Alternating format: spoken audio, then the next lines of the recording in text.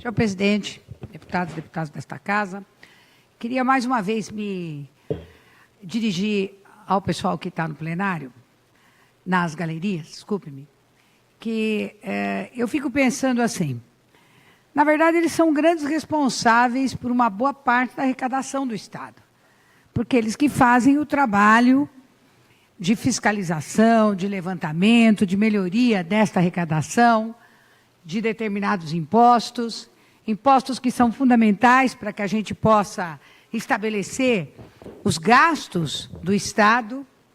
E quando a gente vê, como agora há pouco nós conversamos com alunos da USP Leste, que vieram aqui nos trazer uma solicitação para que sejam contratados professores, porque determinados cursos não têm mais professores, porque eles se aposentaram, ou porque morreram, ou porque às vezes até abandonaram o serviço público, e eles estão numa situação muito difícil, com um risco, inclusive, de extinção de alguns cursos, porque algumas salas já foram fechadas por falta de professores.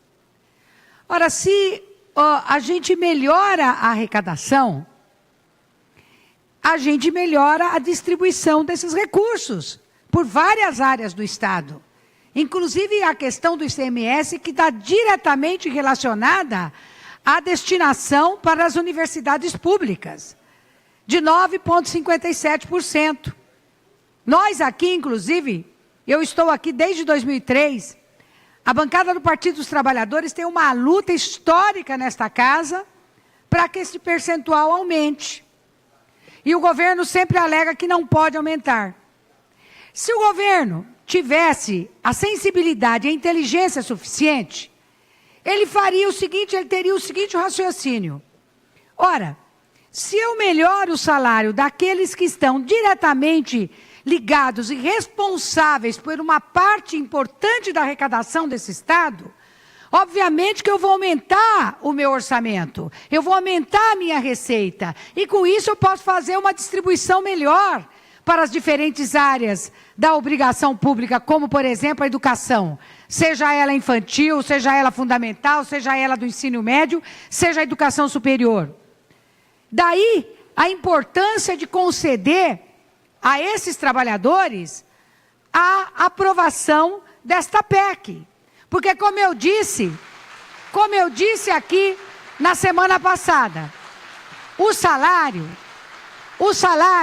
para ninguém deve ser o único motivo do exercício da nossa função. Seja essa função pública, seja essa função privada. Todas as tarefas que a gente exerce, a gente deve fazê-lo com responsabilidade. Mas todos sabemos também que o salário é um grande motivador para que as pessoas possam trabalhar de uma forma cada vez melhor, para que elas se sintam motivadas, para que elas se sintam entusiasmadas para poder desenvolver suas tarefas. Quanto melhor elas ganham, mais bem elas vão exercer as suas funções. E nesse sentido, não que os fiscais aqui não o façam com responsabilidade que o cargo que eles ocupam requer. Mas é claro que na medida em que eles fossem mais valorizados, eles também poderiam retribuir isso numa melhoria da fiscalização cada vez mais efetiva, cada vez mais eficaz e poder, sim, trazer ao Estado uma compensação financeira que, neste momento de crise, como diz o governo do Estado, a gente poderia melhorar e, com isso, ganhariam todos, inclusive esses jovens que ficam sem perspectiva, porque correm o risco de não terem aulas, porque não há professores suficientes para poder lhes ensinar e para poder contribuir para a formação profissional deles, lamentavelmente. Então, eu queria deixar isso aqui registrado, até para o líder do governo, porque fui pedir a ele para que ele se empenhasse, eu tenho certeza que ele irá fazer, o deputado Barros Munhoz, no sentido de convencer o governador do Estado, ou os seus prepostos, para que faça essa conversa de poder atender a essas demandas, seja de vocês, seja dos jovens estudantes da USP Leste. E não é só a USP Leste que está em crise. Na verdade, as universidades públicas paulistas, todas elas passam por um momento de dificuldade. Mas hoje eu estava vendo de manhã, senhor presidente, a prisão do ex-deputado Henrique Alves. E eu me lembrei de uma coisa, deputada Alice Brandão, eu lembro dele com uma bandeirinha do Brasil, com uma camisetinha verde e amarela, pedindo o impeachment da Dilma, da presidenta Dilma. Me lembro bem com a família, todo bonito, defendendo lá a sua família, defendendo um país sem corrupção. E essa hipocrisia tremenda de muitos que foram para as ruas, naquela ocasião, inclusive o senador Aécio Neves, que tem fotos, tem filmagens, a revelia aí, mostrando que esses políticos que defenderam o impeachment de uma mulher, que até o momento nada foi comprovado contra ela, salvo as chamadas pedaladas fiscais, que todos os governantes, em sua maioria, o fazem. Que utilizam os recursos de uma determinada área para serem aplicados em outra área. Isso faz governador, outros presidentes fizeram, prefeitos fazem isso, só que até hoje ninguém foi punido. A única que foi punida por isso foi a presidenta Dilma, na história desse país. E, no entanto, esses hipócritas corruptos que hoje estão sendo presos, porque meteram a mão no dinheiro do contribuinte, meteram a mão no dinheiro público, tinham a pachorra de ir para as ruas protestar contra uma presidenta que podia ter os seus defeitos, e o tinha, e tem que reconhecer que o tinha. Mas, acima de tudo, sempre foi uma mulher de caráter e uma mulher decente. E hoje, mais me assusta ainda, deputado Carlão Pignatari, eu não sei como Vossa Excelência, se Vossa Excelência participou da reunião do seu partido ontem, que definiu pela continuidade do apoio a este presidente ilegítimo, golpista, e que hoje carrega nas costas denúncias gravíssimas, gravíssimas, não só de obstrução da justiça, mas de desvio de recursos públicos para pagamento das propinas. E muito me estranha que o PSDB um partido que sempre defendeu a moralidade, dê apoio para o atual presidente que está no poder.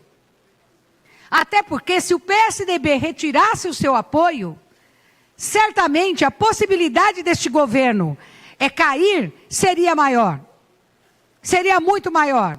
Porque o PSDB também tem um número significativo de parlamentares federais, seja deputados federais, sejam os senadores. E teria que fazer isso sim, porque esse governo que está aí só está fazendo ações que prejudicam o conjunto da sociedade brasileira. Haja vista hoje o que foi aprovado na comissão do Senado, a reforma trabalhista. Uma reforma que vai prejudicar milhões de trabalhadores, que vai retirar direitos conquistados com muito suor, com muita dificuldade, com muito trabalho. Muitos trabalhadores deram suas vidas para que nós pudéssemos obter essas condições que nós temos hoje. E, no entanto, vem um governo, a mando de uma elite arcaica, atrasada, conservadora, quer retirar direito dos trabalhadores. Primeiro foi o processo de terceirização, depois a reforma trabalhista, e daqui a pouco vem a reforma da Previdência. Eu espero que esse governo caia antes disso. Eu espero que o PSDB, um partido que, apesar de todas as diferenças que nós temos, tem uma tradição na luta pela democracia também. E essa democracia hoje corre riscos. Corre riscos porque nós vivemos um estado de exceção. Porque nós vivemos um estado onde as pessoas que às vezes pensam contra, pensam de outra forma, são perseguidas, são pressionadas.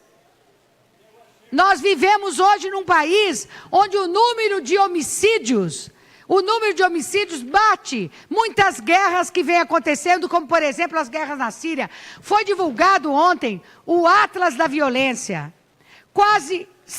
quase 60 mil assassinatos, homicídios, aqui estão os números, entre 59 mil e 80 homicídios no país em 2015. 59 mil e 80 mil homicídios. Isso são números maiores. Nós vivemos numa guerra aqui no Brasil. Nós temos que ter essa consciência, deputada Alessi. E aumentou. Em 2007, esse número era de 48 mil, que já era um número muito expressivo. Que já era um número muito grande. E foi para quase 60 mil. Estou finalizando, senhor presidente. Mas nós não podemos deixar de trazer aqui esses números, até para pedir para que cada governo, e aqui no caso no governo do Estado, que é onde nós trabalhamos, é onde nós atuamos, que coloque em prática um conjunto de políticas públicas, sobretudo com investimentos maciços na educação, porque tem uma relação direta entre a evasão escolar e a violência, entre a evasão escolar e a criminalidade. E aqui nesse homicídio, senhor presidente, grande parte, infelizmente, além de lamentarmos esse percentual, esse número altíssimo, ainda temos que ter consciência que grande parte desses homicídios são de jovens negros e pobres da periferia. Isso para não dizer das 385 mulheres que são assassinadas nesse país todos os dias. Todos os dias. Concluir, não é pouca coisa, senhor presidente. Algo precisa urgentemente ser feito. Muito obrigada.